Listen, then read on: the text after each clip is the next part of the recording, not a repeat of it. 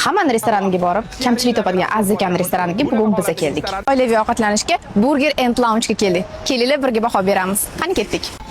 Birinchi bo'lib pizza yetib keldi. Pizzasi tonki testodan ekan. Kolbasalari ham ko'pgina ekan.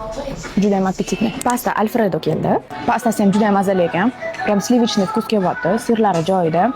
Shaxsan men ko'pincha restoranlarga borganimda ko'pincha pasta yeyman. Men pastani juda ham yaxshi ko'raman. Bu yoqning pastasi ham menga juda ham yoqdi.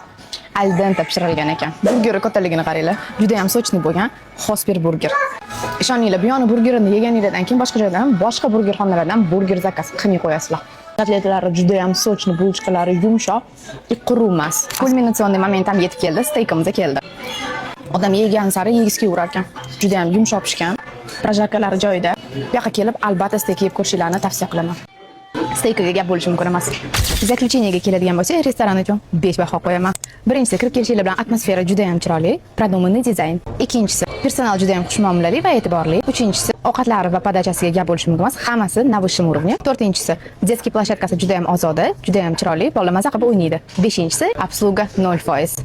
Xullas kelib, maza qilib oilaviy ovqatlanib ketishinglarni tavsiya qilaman.